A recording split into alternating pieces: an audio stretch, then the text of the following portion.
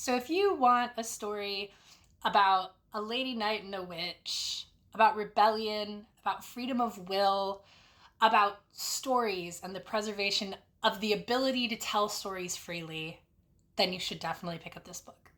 I've heard it's Lady Night False. I had to read one of the many books that have been released this year that are featuring lady knights, and hopefully, I hope all of them are sapphic pairings after reading this one. Simran and Finna both live on this isle that is centered around the creation of tales and keeping those tales alive, which then of itself keeps the isle alive. They themselves are a part of one of these tales. Simran is a witch, and Vinna is the knight. However, their tale is one of tragedy. In multiple lifetimes, they meet each other, they fall in love, and they die. They're tired of dying young. They're tired of feeling like they never get to live their lives and they have no choice. And they want freedom to live long enough to decide what their lives should be.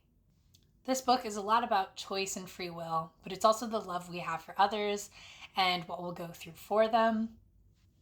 And there's also a lot of conversation about, how censorship plays into what the general populace knows and believes and how that can change then the arc of an entire nation.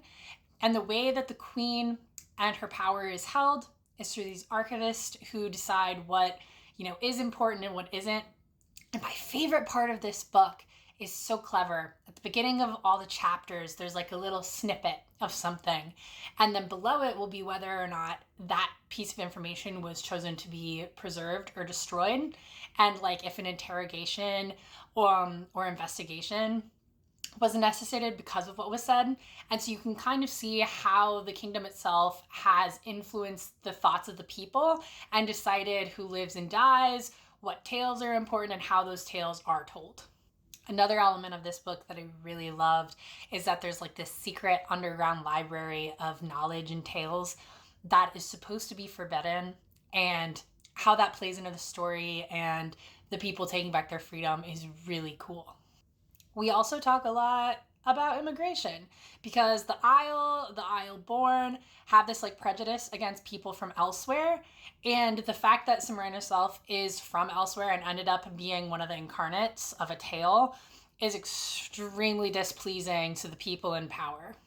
On top of dealing with all of that, there's also an assassin that is going around and unaliving tales, incarnates of these tales.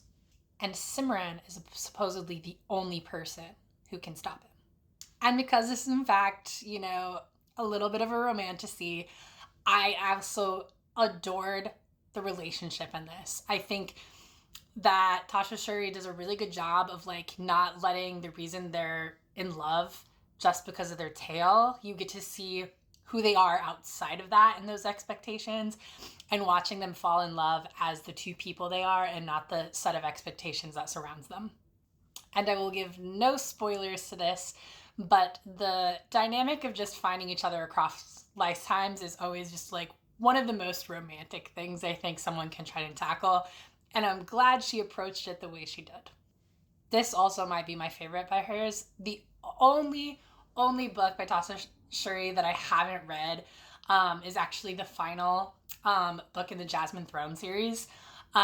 So maybe that'll take the cake, but this is currently the winner.